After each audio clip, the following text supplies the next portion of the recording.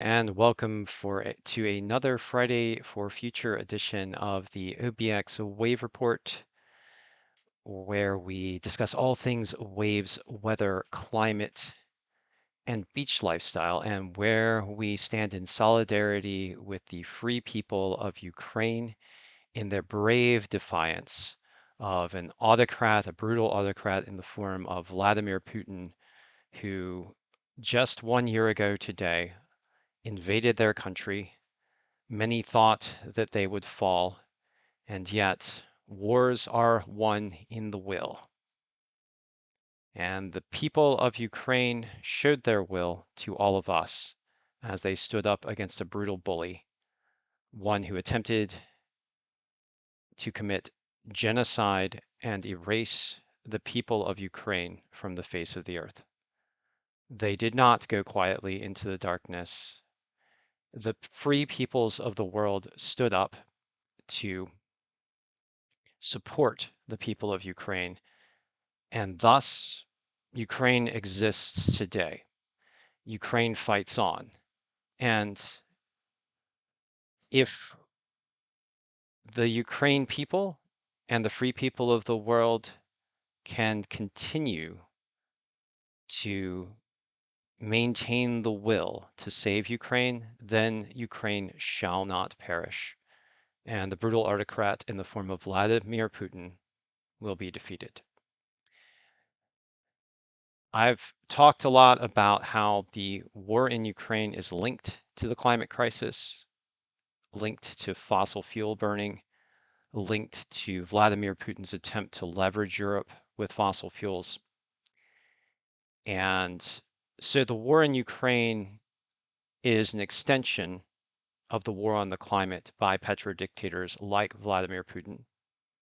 And it is an extension of his war and the war of other autocrats like Xi in China's global war on democracy. So, as we maintain our will to help Ukraine, let us also remember that we are maintaining our will to defend the free democracies of this world and to defeat those who seek to impose climate crisis on us all by forcing a harmful dependence upon fossil fuels. And as we think about this, I would like to play this video provided by a fellow Ukraine supporter on the Twitters. And we see these protesters out here outside the Russian embassy. Червона калина похилилася. I'm sorry, Чогось наша славна Україна зажурилася, а ми твою червону калину підіймемо, а ми нашу славну Україну гей-гей Spirit of freedom and democracy inspires. Gets me a little bit choked up. А ми нашу славну Україну гей-гей розвеселимо. As you can see, spirit of Ukraine supporters in London today, protesting outside the Russian embassy, painting the streets gold and blue. So let us stand in solidarity with the people of Ukraine today. All right. Sorry, guys. Got a little choked up there, but there's something to be said for those who protest peacefully against brutal dictatorship and those who maintain the will to fight for real freedom and democracy around the world and stand up for democracy against autocracy, against those who would seek to dictate their terms to us, harmful terms, brutal terms, genocidal terms, terms that would wreck our Earth's life support system. And we shall not bow to their cynicism, to their lust for power, or to their madness. And the West, it shall not bow either. We shall keep supporting Ukraine, and we shall redouble our efforts. And that is the opener for the OBX Wave Report today. Slava Ukraine. May you never lose your love of real freedom. May you never lose your will. All right, so let's get back to the OBX Wave Report. I'm going to talk a little bit about climate in this Friday for Future edition of the OBX Wave Report. Here on the Outer Banks yesterday, we saw some pretty extreme heat. And temperatures at Jeanette's Pier were in the range of 80 degrees Fahrenheit in February. This is approximately 27 degrees above normal. Depending on what standard for climatology you use, the average temperature for Jeanette's Pier on February 23rd is between 50 degrees Fahrenheit and 55 degrees Fahrenheit. So 80 degrees in February is approximately 27 degrees above normal. If Jeanette's Pier had experienced a similar day in July, it would have been 114 degrees Fahrenheit. And we as human beings, we enjoy temperatures in the 70 and 80 degree range. It's where we are most comfortable. And so it is not surprising that many of us were out there enjoying the extreme heat out there. But we should not forget that this extreme heat in February has an ominous tone, and that winter time and the cold times of our years are a protective form of our life support on this planet. Winter is one of the reasons why we have such vital life on our Earth. And if the fossil fuel burning continues, we lose the kinds of winters that have helped to provide a life support for the Earth system. And we start to get into a range of a more hostile environment, one that does not support as much life. And we've burned a lot of fossil fuels and we've warmed the climate up quite a bit, but we can still steer clear of the really bad impacts by rapidly transitioning to clean energy. If sending arms and support to Ukraine and sanctioning brutal autocrats around the world is the way to save Ukraine, the way to save our climate is the rapid and mass deployment of clean energy in the form of wind, water, solar, and electric vehicles. And ironically, there is also a link there as well to the Ukraine conflict, as the more countries become less dependent on fossil fuels, the less leverage bad actors like President Putin have over places like Europe. So there is that link. We're going to talk more about that link in a special Friday for Future edition of the OBX Wave Report following this one. But I do want to show you this little video that I recorded from my surfboard at Jeanette's Pier yesterday when I caught a little wave, about a 1.5 foot wave, in the 80-degree temperatures at Jeanette's Pier, and just, I don't know, just nuts, surreal. And definitely a joyful element for me yesterday, catching this wave. Me shouting love is. And yeah, after getting a nice winter surf ride yesterday. So we're going to surf for climate action. We're going to surf for real freedom and democracy. And we're going to enjoy our surfing, but we're not going to show pictures of people enjoying the beach and not talk about the extreme heat and the implications it has for our world. We're not going to follow that path of failing to complete the circle on reporting on climate change. All right, so with regards to heat, I did say that we had a record of, looks like we got, I'm gonna turn this off. Looks like so I'm looking at Weather Underground now at the temperature records for the Outer Banks, and we did have 80-degree readings here in the Outer Banks yesterday, which was a new record likely for Jeanette's Pier. The old record was 79 degrees. And numerous records across the US Southeast fell yesterday. And I do want to go through some of the records that were broken. And like we have extreme heat in, let's see, hold on. Yeah, so first I wanted to show you this tweet from Florida. And so we had numerous locations in Florida: Sanford, Leesburg, Orlando, Winter Haven, and Lakeland with record heat um, away from the coast. I don't know how many of these readings were 90 degrees or above in Central Florida, but we did have a number of records fall, according to Jeff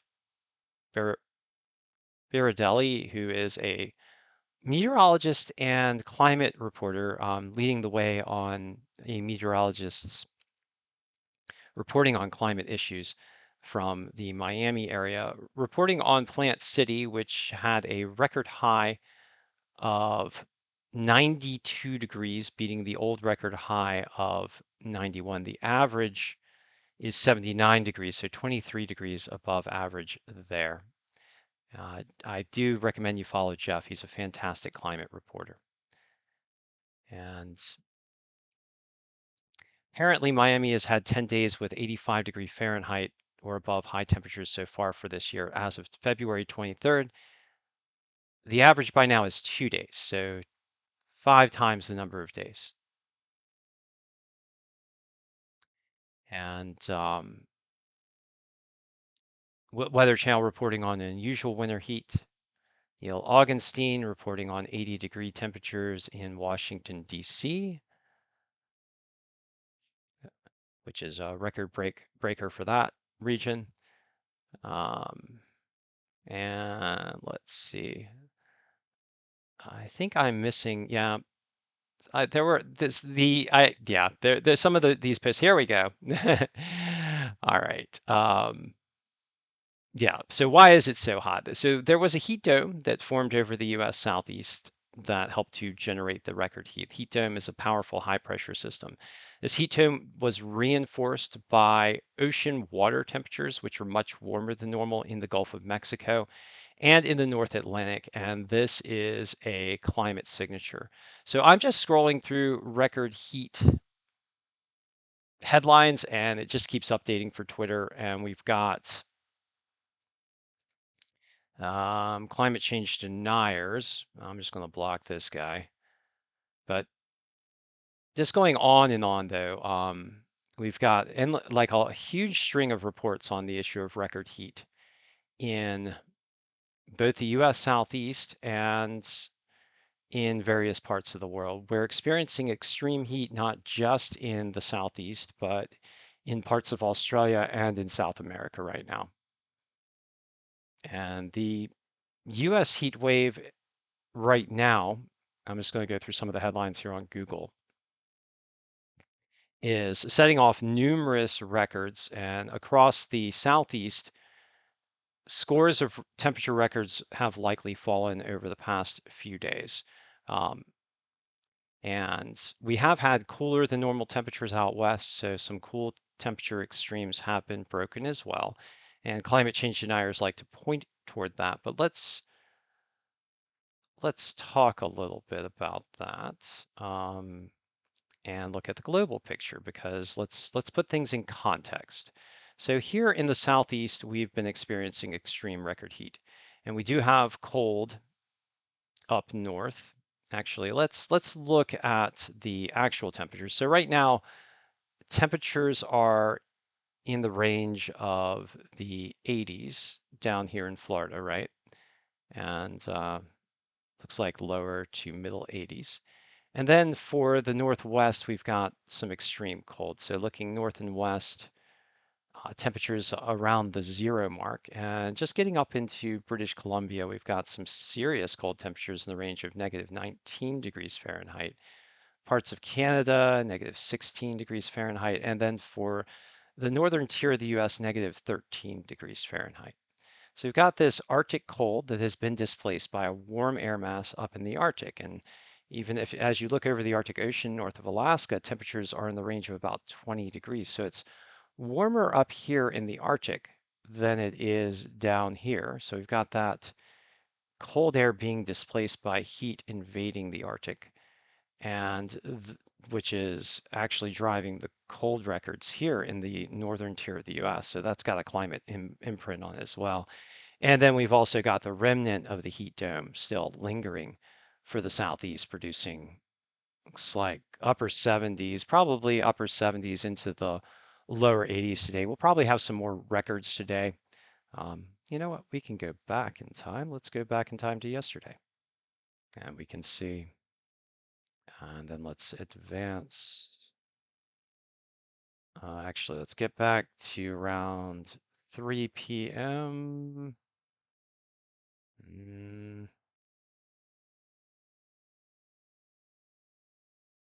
Hold on, sorry. Let's get back to around 3 p.m., which is 1500 local time.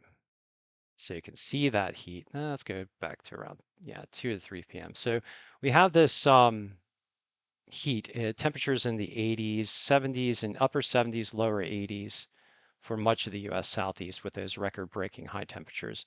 And those high temperatures in the upper 80s and a couple of 90-degree readings down there in South Florida. And then in southern Texas, temperatures, wow, getting into the 94-degree range. And so you got temperatures, say 94 degrees here in Texas, and at the same time in Montana, we've got temperatures at negative 10 degrees Fahrenheit. So a 100-degree temperature variance between Texas and Montana.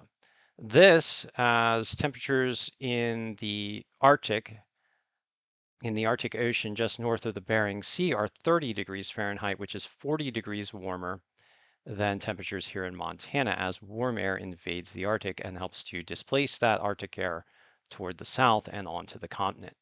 So all of these are climate change imprints. We've got the forcing of cold air into the temperate regions, we've got the warming of the Arctic, and we've got the much warmer than normal ocean temperatures. So let's talk about context a little bit more and look at the global environment. Now, so here is the global temperature anomaly map for the entire Earth. And you can see the areas where it's been cooler than normal. So like here in the Pacific Northwest and the northern tier of the US and parts of eastern Canada. And you can see these cool pools, out here over parts of Russia in the middle latitudes.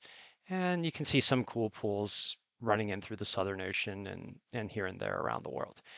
Visually, just looking at it, it's really hard to tell what the global temperature balance is, which is one of the reasons why we have monitors. So globally, temperatures are about 0.65 degrees Celsius above normal. And this is normal for anomalies based on 1979 to 2000 temperatures. These temperatures from 1979 to 2000 are already warmer than normal. So if you go back a century to the 1880s, for example, the temperature variance from the 1880s is 1.15 approximate degrees Celsius above about 150 year ago temperatures, 140, 150 year ago temperatures. And then for the northern hemisphere, temperatures are rather warmer than normal in the Arctic.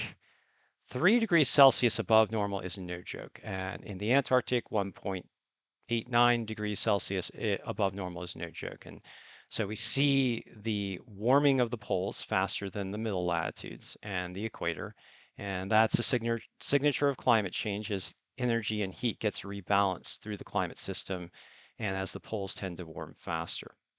And so that's what we see. So if someone talks about some cold temperatures here in the Pacific Northwest and doesn't talk about the globe, being warmer than normal or the extreme heat that we're experiencing in the southeast, then they're taking that reporting out of context. So you're not seeing the whole picture. And seeing the whole picture is one of the things we do here at the OBX Wave Report. All right, so we've talked about heat and climate and Ukraine and fossil fuel burning and the deployment of clean energy. This is a Friday for Future edition after all. Let's get down to the lower 48 and for today's forecast, and I promise I'm going to talk to you about waves and the waves here in the Outer Banks and the wave forecast, because this is the OBX Wave Report and we're going to talk about waves. All right, right now for the US Southeast, we've got a frontal system. It's basically a stationary front that's drooping down across Texas here into Mexico, tapping into a little bit of Pacific Ocean moisture, tapping into a little bit of Gulf Coast moisture, firing off a few storms across the southern US near the Gulf states and into parts of Kentucky, Alabama, Tennessee. And this stationary front is going to droop down past the Outer Banks, pull in some cooler air from the north, and we're going to get some northeast winds. Well, first they're going to start out the northwest, and they're going to shift to the north and then to the northeast. This afternoon, these north winds are going to come in at gale force, likely with some gale force gusts in the range of about 35 miles per hour. So we've got gale warnings up across the Outer Banks. What this is going to do to the waves is help kick up the swell. So the swell is going to build by afternoon, and at Jeanette's Pier, I believe we're expected to see 2 to 4 foot waves by evening time. At Buxton, 4 to 5 foot waves. The swell offshore is likely to get up to around 7 or 8 feet. And then as that stationary front influence fades into Saturday and Sunday, we're just going to end up with a nice swell coming in from the northeast in the range of likely 2 to 4 feet, 2 to 5 feet at the beaches. So though cooler air is expected to come in, it's not going to be so cold. So we're going to expect to see temperatures in the 50s and 60s in the day on Saturday and Sunday. Might be a little stormy Saturday, but by Sunday, I think it'd be a nice wave day for surfing on Sunday. We do have the storms coming into the Pacific, and we have some actual rather extreme weather here in California, with 7 feet of snow projected over the Thursday through, let's see, Thursday, Friday, Saturday, Sunday, Monday, Thursday through Monday timeframe for some of the mountain regions in Southern California. Just very extreme precipitation. This amped up by extra moisture in the atmosphere, which is, has a climate fingerprint on it as well. And all right, so getting into the National Weather Service picture for radar, we do have, did they drop the gale warnings? I might have to change the title of this OBX wave report. Hold on. Small craft advisories. Okay, I'm gonna have to, oh, hold on. Looks like we might have a gale. Oh, no, just small craft. Okay, so earlier today I was looking at the weather reports and they had gale, I believe they had gale warnings up, so possible that I saw that, so I might have to change the OBX wave report here. But we do have strong winds likely to be coming in from the north, maybe near gale force later on in the day. And we do have some gale warnings up further to the north. And we also have some thunderstorms and rain showers firing off over the Mississippi River Valley, parts of Arkansas, Louisiana, Alabama, Mississippi, Western Tennessee, and that region. So, and these are expected to move on off to the east. And then for California, we got all these advisories showing up with blizzard warnings. Looks like, let's see. Wow, look at that. Yeah, blizzard warnings for parts of the mountain regions in south central California with that extreme snowfall predicted and some possible extreme rains along the coast for California. All right, so looking at the NOAA quantitative prediction forecast, the indicators for severe precipitation are showing up all along the coastline on the west coast and into the mountain regions, particularly into California and Southern California. And we do have a potential for severe weather here, particularly in Tennessee and Kentucky for the U.S. Southeast, and a tendency for nor'easters to form off the coastline off the U.S. Northeast coast. Now let's get down and do some local wave reports. And we're going to start off at Jeanette's Pier here, where we have waves right now in the range of about maybe 1 to 2 feet as the swell starts to build, with the winds shifting to the north and bringing in a little bit more of a swell. So right now about 1, maybe 2 feet at Jeanette's Pier. This swell is expected to build to 2 to 4 feet by evening as those stronger winds begin to blow from the north. And we've got a primary swell right now coming in at 9 seconds, with a secondary swell coming in at, looks like 9 seconds as well. Winds are out of the northwest at 17 miles per hour, which is a cross-shore breeze. These winds are expected to ramp up, possibly getting to near gale force by later in the day. Air temperatures right now, 68 degrees Fahrenheit. That's basically the high temperature today for Jeanette's Pier. Ocean water temperatures, 51 degrees Fahrenheit. Weather conditions today, partly cloudy to cloudy with a high of 68. Temperatures expected to fall throughout the day as we get more and more into the day, and that front sags on down to the south and brings in that cooler air. For our second observation today, we're going to look at S turns. Right now, the waves are in the range of about 1 to 2 feet at S turns. Primary swell coming in at 7 seconds, secondary swell at 9 seconds. Winds out of the northwest at 14 miles per hour, which is an offshore flow. Present temperatures are in the range of 65 degrees, ocean water temperatures at 55. And the weather forecast today, partly cloudy to cloudy with a high of 65, so temperatures falling throughout the day as those stronger winds come in from the north. And for our last location for the wave report today, we're going to get on down to Buxton. Buxton waves are in the range of 1 to 2 foot right now, building to 4 to 5 feet by evening, with a primary swell coming in at 9 seconds, secondary swell coming in at 9 seconds. Winds also 14 miles per hour out of the west-northwest, which is an offshore flow here at Buxton. Temperatures at Buxton right now, 71 degrees Fahrenheit. Ocean water temperatures at 59, and again, partly cloudy to cloudy with a high of 71 as temperatures fall and strong north winds begin to blow.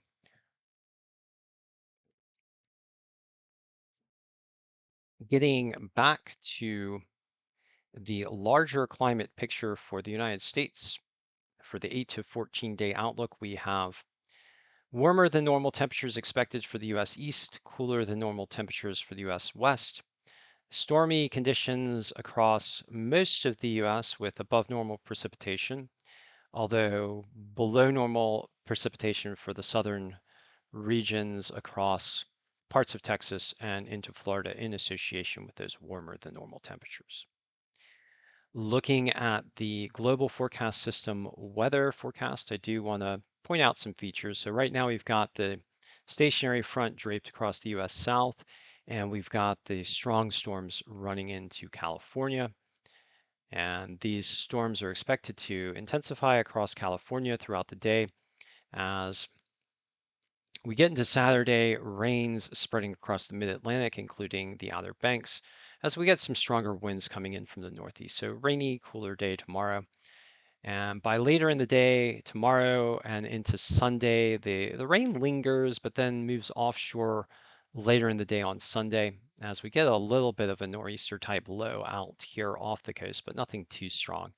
And the precipitation continues to flood in through the west, and we get a strong storm developing by Monday across the central US, which is expected to track on off toward the Great Lakes region, bringing with it some severe weather as we head later into the day on Monday and into Tuesday, with a trailing frontal boundary dipping across the US Southeast and here in the Outer Banks, and what looks like a coastal low beginning to form offshore off of Boston and tracking on off to the east. Now let's get down to the wave models, and we've got some very interesting features out here in the North Atlantic that I'm going to talk about. And we've got some big waves here off the US West Coast because of the storminess that's riding in. But let's talk about the Outer Banks first. I want to show you the progression of waves. I'm going to just pick a point here off Jeanette's Pier. So right now the swell is around 3 feet off Jeanette's Pier. And then as we get later into the day, we get more of that northerly wind moving in. And just in, let's see, how many hours? Yeah, just in 3 hours as we get to the 1 p.m. time frame, we've got a 5 foot swell offshore and larger waves on the coast. And then as we get into the um, 4 p.m. time period, we've got 6.5 foot waves just offshore, and there's strong north winds blowing as the swell is expected to pick up to 2 to 4 feet on the coast. And then as we get into the evening time, the swell's picked up to 7 feet. And then on the day tomorrow, the waves drop down a little bit. We're not getting a strong nor'easter type influence, just some rain and some 5 foot swells, likely 2 to 5 foot swells on the east facing beaches of the Outer Banks tomorrow. And then into Sunday, looks like the swell drops down to around 3 to 4 feet in the near offshore environment by Sunday. These look like rideable waves, possibly, because they are lining up nicely onto the coastline. And then as we get into the day on Monday, the swell drops again, but we do have that nice eastward orientation, so these waves might still be rideable with a swell in the 2 to 3 foot range. And yep. And then on Tuesday, we get more of a southerly flow again, and that will tend to blow the waves out offshore depending on the angle of the wind. But so it looks like we'll get larger waves south, smaller waves north as we get into the day on Tuesday. Now, I did say I wanted to talk about the North Atlantic, and we've got the tendency for very large storms to form out here in the North Atlantic. And over the next day or two, there's a bit of a bomb that is expected to form, kind of a bomb cyclone, which is expected to generate, looks like wave heights in the range of 44, maybe, yeah, 46-foot significant wave heights out here in the central North Atlantic. And then this storm is expected to turn toward the north, toward Greenland, and waves behind it are expected to propagate toward Europe. And just watch these waves spread on into Europe over the day on, let's see, Monday. So it looks like Monday time frame. We're going to have rather large waves running in through Ireland in the range of 14-foot significant wave heights, and then into Portugal in the range of 13-foot significant wave heights. And this is a long period swell that's expected to stick around for about a day. And then by, looks like, are we into the day on Tuesday? Oh no, this is March 1st. So into the day on Wednesday, we've got another storm forming in the central North Atlantic, and I don't think I have enough model space. Yep, that's the end of the models.